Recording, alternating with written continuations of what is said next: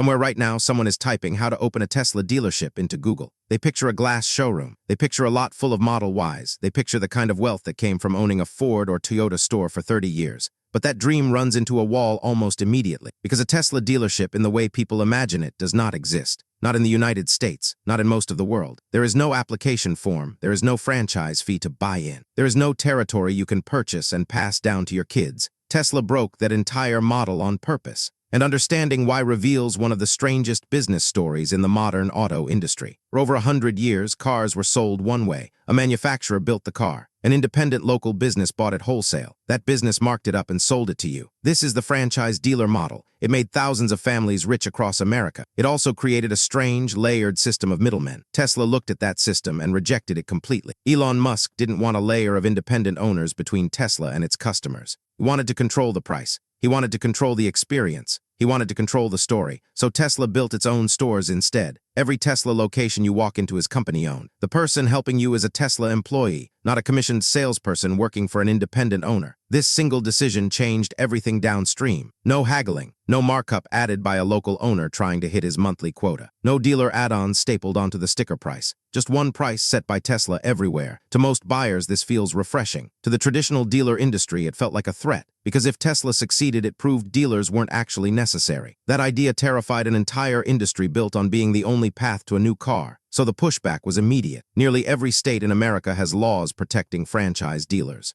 These laws were written decades ago to stop manufacturers from competing with their own dealer networks. Tesla has no dealer network to compete with, but the old laws didn't care about that detail. State after state, Tesla was blocked from opening stores. Texas banned it outright for years. Michigan fought Tesla in court repeatedly. Even today, in several states, Tesla legally cannot sell you a car directly. In those states, you technically order the car from out of state. It gets delivered to you like a shipped product, not a dealership purchase. This is not how any other car brand operates in America, and that alone tells you how unusual Tesla's model really is. So if there's no dealership to buy into, what can an ambitious entrepreneur actually own? The honest answer surprises most people. The closest thing to owning a piece of Tesla's retail world is not a showroom at all. It's a body shop. Tesla runs a program called the Tesla Approved Body Shop Network. These are independently owned repair shops, certified by Tesla to fix its cars. This is the real entry point people are actually searching for, and the economics here are brutal in ways most people never expect. To even qualify, a shop needs specialized equipment most collision centers don't already own. Aluminum-specific frame benches alone can cost between $20,000 and over $130,000. Specialized fixtures for Tesla's unique body structure add another $800 to $25,000. Then come mandatory training programs for every technician on the floor. Then come program fees just to be considered for certification. All in, a serious shop can spend well over $100,000 before repairing a single Tesla. Some larger facilities report investments closer to $500,000. And that's before rent, staff, or a single customer walks in. This is where the illusion of easy Tesla money starts to crack. Because after all that investment, the shop still doesn't set its own rules. Tesla dictates the repair procedure. Tesla controls which parts can be used. Tesla sets the technical standards for every single job. The shop owner isn't really running an independent business anymore. They're running a highly controlled extension of Tesla's brand standard. Now let's talk about how the money actually moves. A collision repair shop makes money mainly through labor hours and parts markup. Insurance companies pay the labor rate, and that rate is negotiated, not chosen freely. In many regions, certified labor rates for EV work run somewhere between $80 and $150 an hour. That sounds decent until you see the real cost structure behind it. Tesla's structural repairs often require specialized, expensive parts. Battery enclosures, aluminum body panels, and structural castings are not cheap to source,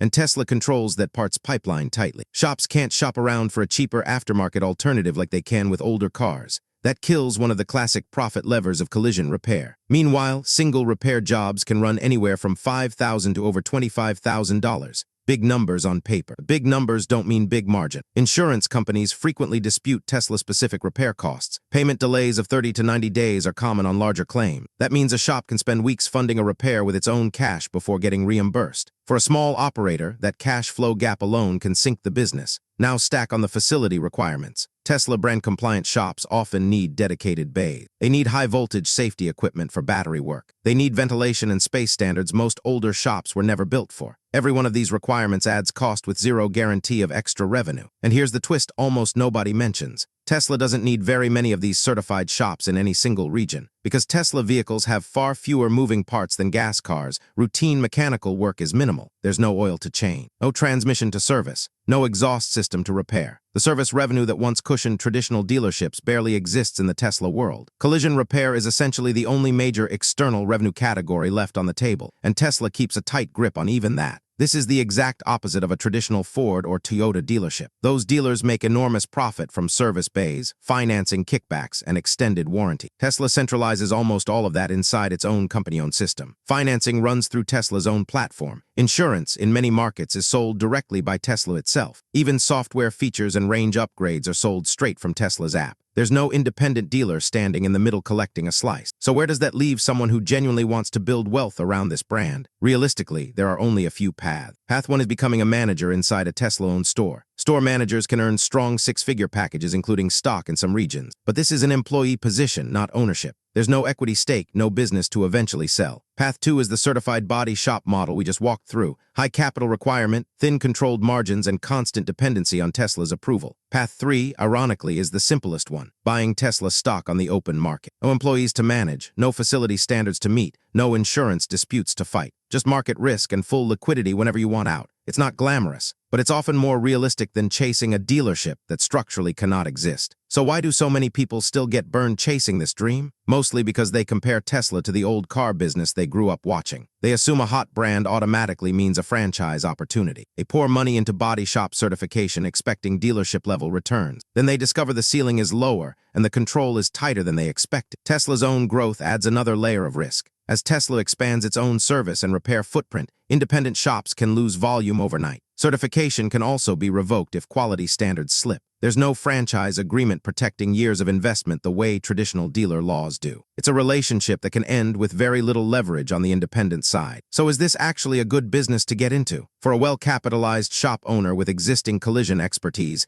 it can work. Volume, discipline, and strong insurance relationships make the model survivable. For someone chasing the fantasy of an easy, high-margin Tesla dealership, the answer is different. That business, as imagined, simply isn't for sale. Tesla didn't just disrupt car buying. It quietly eliminated an entire category of small business ownership that used to come with every major car brand. And that might be the most surprising part of this whole story. The next time someone tells you they're opening a Tesla dealership, you'll know exactly what question to ask them back.